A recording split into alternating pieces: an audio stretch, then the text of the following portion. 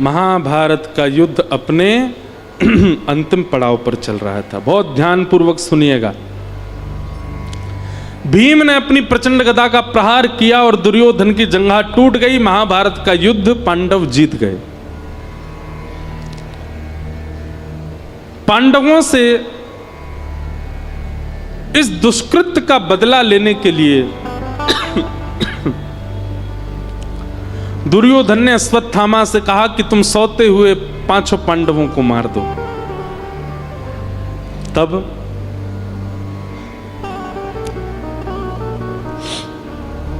अश्वत्थामा मारने तो गए थे 5 पांडवों को, पर भगवान पांडवों को लेकर के कहीं प्रस्थान कर गए, जिसके कारण द्रौपदी के 5 पुत्र मारे गए, पांडव बच गए। प्रातः काल का समय हुआ, जब देखा कि 5 पुत्र मरे पड़े हैं, रोने लगी द्रौपदी। अर्जुन को जब यह बात पता चली, अर्जुन ने संकल्प ले लिया कि जिसने भी 5 बालकों को मारा उसको जीवित नहीं छोड़ूंगा। अश्वत्थामा को बंदी बना लिया, पकड़ लिया, द्रौपदी के सामने प्रस्तुत कर दिया।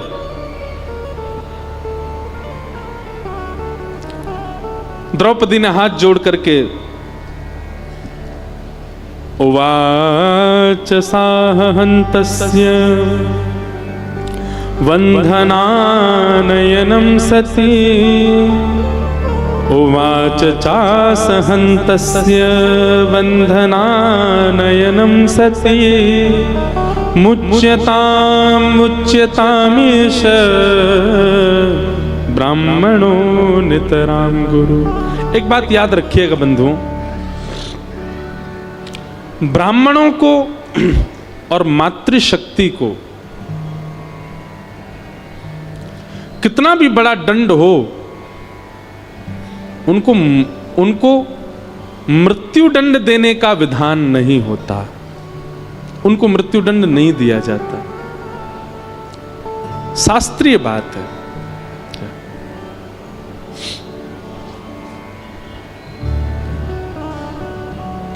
बहुत सावधानी से सुनिएगा।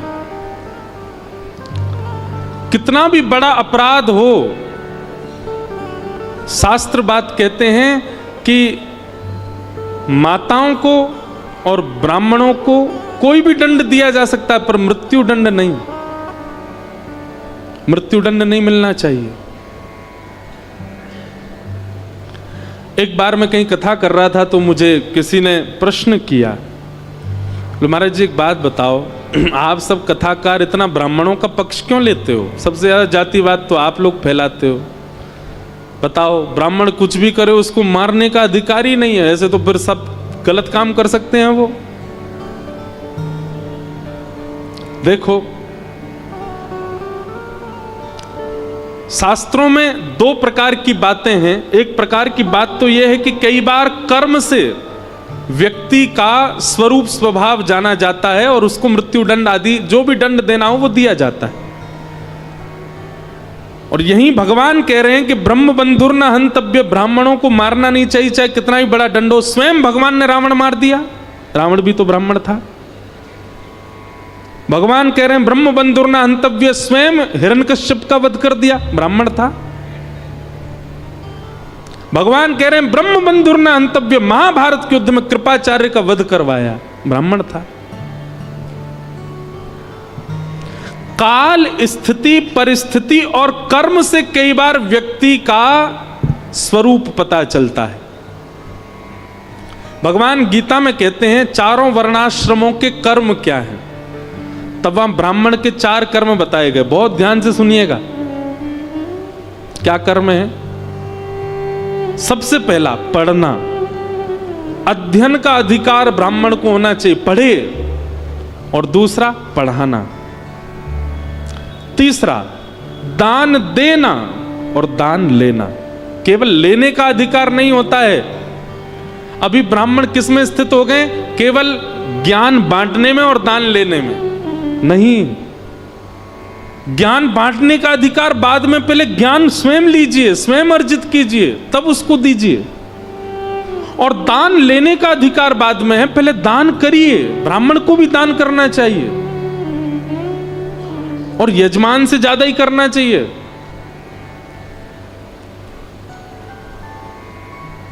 ब्राह्मण के 4 काम हैं। क्षत्रिय का कार्य क्या है? हाथ में आयुध उठा करके अपने परिवार, अपनी सेना, अपनी प्रजा, सबके लिए लड़े, युद्ध करे, सबकी रक्षा करे। वैश्यों का काम क्या है? व्यापार करे, गौ सेवा करे और किसानी करे।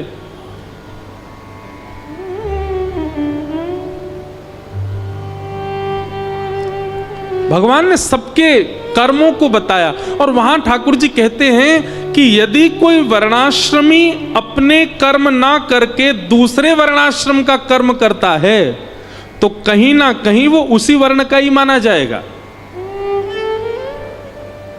भगवान कहते हैं रावण का कर्म था क्या? पढ़ना पढ़ाना, दान देना दान लेना, पर शस्त्र लेकर के मेरे सामने खड़ा है। इसका मतलब वो कर्म से क्षत्रिय है और उस समय उसका क्षत्रित्व वो प्रधान है, ब्राह्मणत्व प्रधान नहीं है। ब्राह्मण का स्वभाव स्वरूप नहीं होता युद्ध करना। वो क्षत्रिय बन के खड़ा है, इसलिए उसका वध हुआ। लेकिन कोई अपने ब्राह्मणत्व में स्थित है और कोई स्त्री अपने स्त्रीत्व में स्थित है और गलती से उनसे कोई अपराध बन जाए तो उनको दंड दिया जा सकता है, मृत्यु दंड नहीं, मृत्यु दंड नहीं। द्रौपदी के 5 पुत्रों को मारा है अश्वत्थामा ने, लेकिन द्रौपदी अर्जुन से कहती है इसको मत मारो। क्यों ना मारे?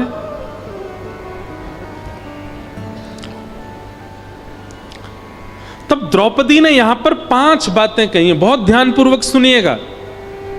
हर व्यक्ति को निर्णय लेने से पहले इन 5 बातों का ध्यान रखना चाहिए कि धर्मम न्यायम शकरुणम निर्वलीकम समम महत राजा धर्म सुतो राज्ञा प्रत्यनन्द्यद्विचो द्विजा। हर व्यक्ति, जो भी पंडाल में बैठे हैं, जो भी कथा सुन रहे हैं, सब बहुत ध्यान से सुनिए। किसी भी निर्णय को लेने से पहले इन 5 चीजों का ध्यान रखिएगा। सबसे पहला, मैं जो निर्णय लेने वाला हूं, मैं जो अभी बात करने वाला हूं, वह धर्म है कि नहीं, वो कहीं अधर्म तो नहीं है। सबसे पहले धर्म का ध्यान रखें। धर्मम। दूसरी बात, न्याय। कहीं मैं गलत व्यक्ति का पक्ष तो नहीं ले रहा हूं। अगर मेरा अपना भी गलत है तो उसका भी पक्ष नहीं लेना है। न्यायम, मैं जो निर्णय लूं उससे न्याय होना चाहिए। सबसे पहले धर्म का ध्यान रखो, दूसरी बात न्याय का ध्यान रखो, तीसरी बात सकरुणम, तीसरी बात दया को भी स्थान दीजिए अपने निर्णय में। इतने क्रूर मत हो जाइए निर्णय लेते समय, थोड़ा दयावंत होकर के भी सोचो, करुणा। चौथी बात, निष्कपटता। उसमें कपट नहीं होना चाहिए कि यह व्यक्ति मेरे बहुत काम आता है तो मैं इसका भला चालू, नहीं। निष्कपट होकर के आप रखो अपने भाव को। और अंतिम बात, समम, समता। ये 5 बातें विचार करके जो व्यक्ति अपने जीवन के निर्णय लेता है, ठाकुर जी उससे बहुत प्रसन्न रहते हैं। द्रौपदी ने जो ये निर्णय लिया है कि मेरे बालकों के हत्यारे को मत मारो, इससे पहले 5 बातें सोची हैं। अर्जुन कह रहा है, बोले इसने तुम्हारे बालकों को मार दिया, द्रौपदी तुम कह रही हो उसको छोड़ दो। द्रौपदी कहती है, अर्जुन इसको मारने से मेरे बच्चे जीवित हो जाएंगे? नहीं, तो फिर इसको क्यों मारना? बोले ना भैया, ने यहां पे पीछे बोल दो। सबसे पहली बात, इसको मारने से मेरे बालक जीवित नहीं होंगे। दूसरी बात, अपनी मां का इकलौता बेटा है और बेटे की मृत्यु पर मां को कितना कष्ट होता है। अर्जुन, ये इस वक्त मेरे साथ हो रहा है। मेरे 5 पुत्र मारे गए हैं। युवावस्था में पुत्र का जाना मां को इतना कष्ट देता है, मानो जैसे हजारों बिच्छुओं ने एक साथ डस दिया हो। और जिस पीड़ा में इस वक्त मैं हूं, मैं नहीं चाहती कोई और मां जाए। अश्वत्थामा की मां इसी के भरोसे है, इकलौता बेटा है, ये मर जाएगा तो इसकी मां को कितनी पीड़ा होगी। इसलिए मेरी प्रार्थना है, आप इसको मत मारो। दूसरी बात, तीसरी बात क्या कहती हैं?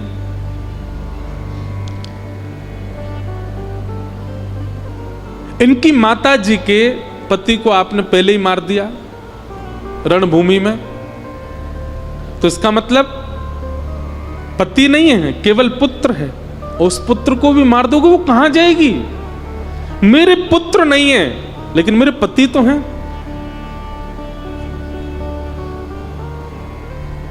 5 पुत्र नहीं है तो क्या हुआ? 5 पांडव मेरे सामने खड़े हैं, मैं फिर भी निर्बला नहीं हुई हूं। आप इसको मत मारो।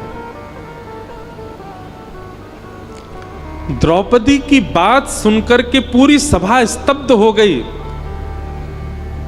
और द्रौपदी ने अंतिम बात जो कही है, यह सुनकर के तो श्री द्वारिकाधीश कृष्ण के नेत्र सजल हो गए। द्रौपदी कहती है, अश्वत्थामा कौन है अर्जुन? हमारे गुरु का बेटा है।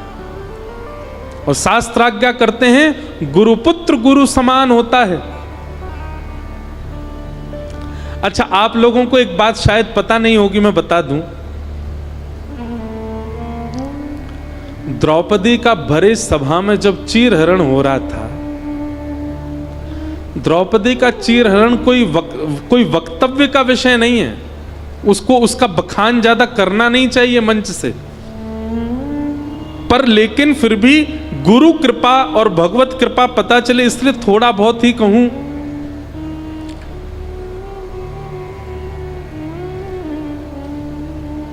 ऐसा दृश्य था द्रौपदी चीरहरण का कि जिसको कोई देख नहीं सकता।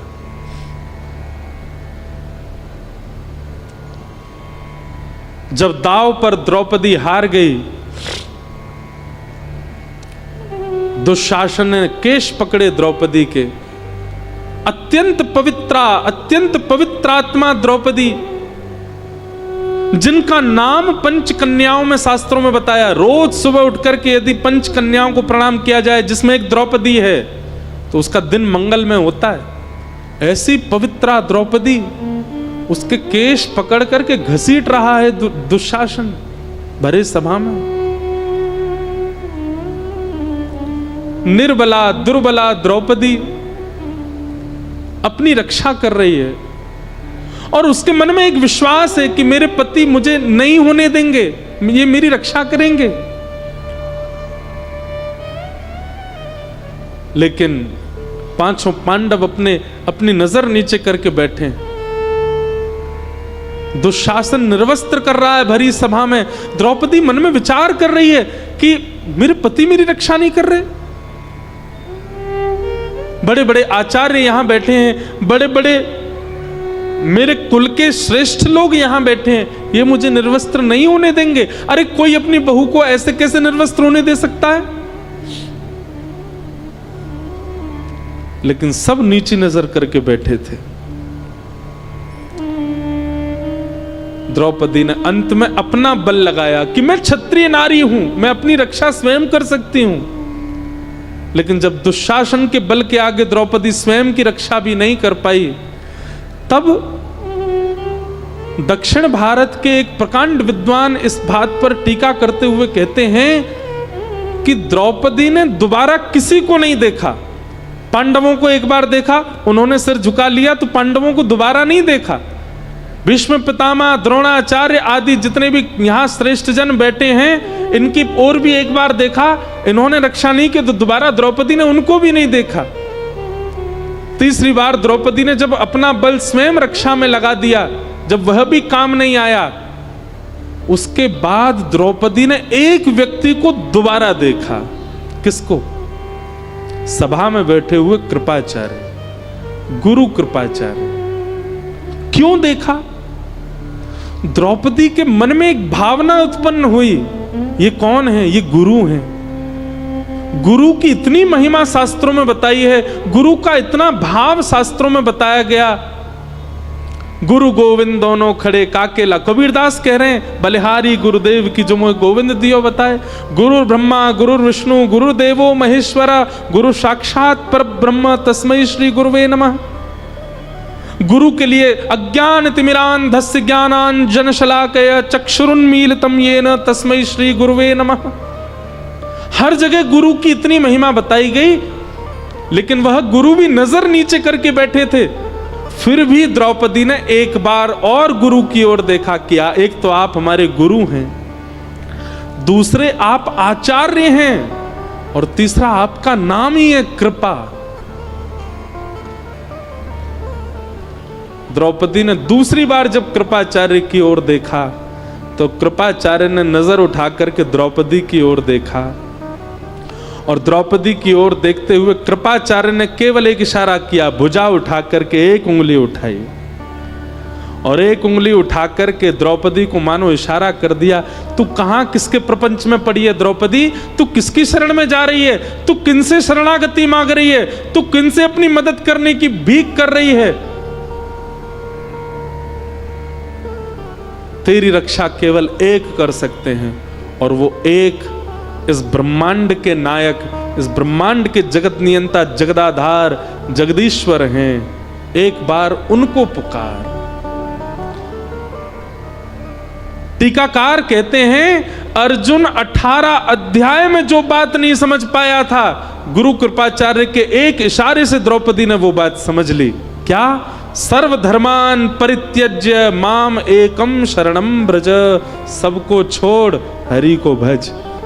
तब अंतिम स्थिति में द्रौपदी भुजा उठा करके कहती है, हे कृष्ण द्वारिकावासी देव देव जगतपते, हे जगतपते, हे द्वारिकावासी श्री कृष्ण, कौरवं परिभूतं वा किम न पश्यसि केशव। आपको दिखाई नहीं दे रहा है आपकी निर्बला दुर्बला बहन को ये कौरव सब निर्वस्त्र कर रहे हैं? आप चुपचाप कहां बैठे हैं नाथ?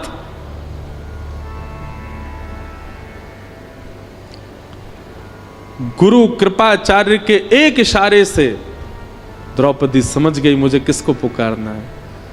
सूरदास जी का एक पद है, प्रभु जी मोरी क्या बिगड़ेगी, जाएगी लाज तुम्हारी। मोपति पांच पांच के तुम पति, सोपति काहे बिसारी। मेरे 5 पति हैं, पर मेरे 5 पतियों के भी पति जगतपति आप हो, मैं आपको कैसे भूल सकती हूं।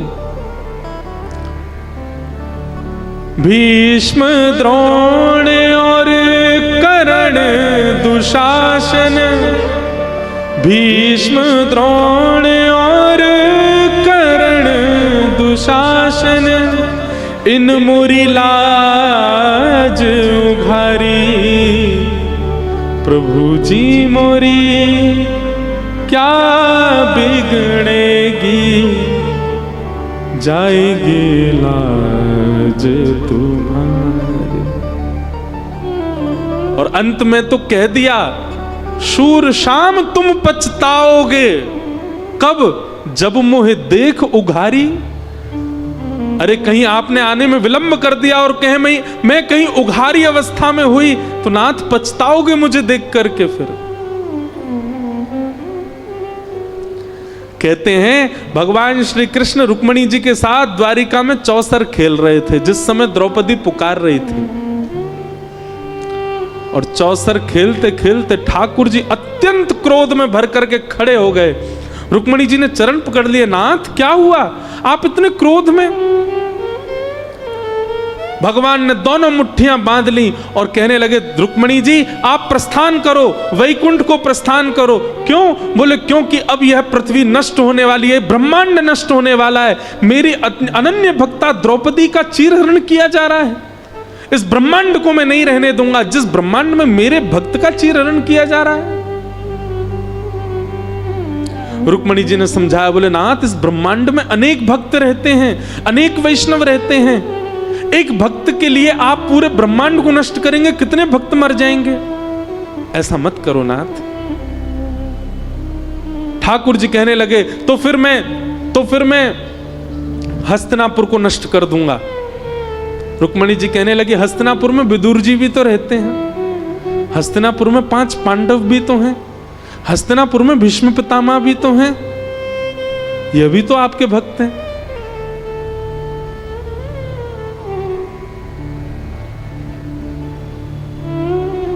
भगवान कहते मैं दुशासन दुर्योधन कौरवों को नष्ट कर दूंगा।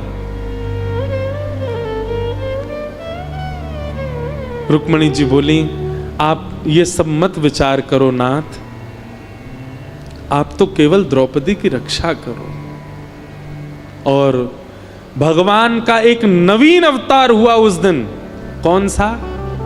वस्त्रावतार। ठाकुर जी ने वस्त्र रूप धारण किया। दुशासन की भुजा थकित भई, वशन रूप भय श्याम। ठाकुर जी वस्त्र बनकर के प्रकट हो गए, खींचते। और सुनो बंधुओं, हमारे कृपालु नाथ जिस समय द्रौपदी की रक्षा करने के लिए पधारे थे, उस समय द्रौपदी रजस्वलावस्था में थी। उस अवस्था में है जिस अवस्था में स्पर्श नहीं किया जा सकता। पर ठाकुर जी वस्त्र बनकर के आए, स्पर्श की तो क्या कहें, पैर के नख से लेकर के सिख तक भगवान ने अपने अंक में भर लिया हो, मानो द्रौपदी को कोई निर्वस्त्र ना कर सके।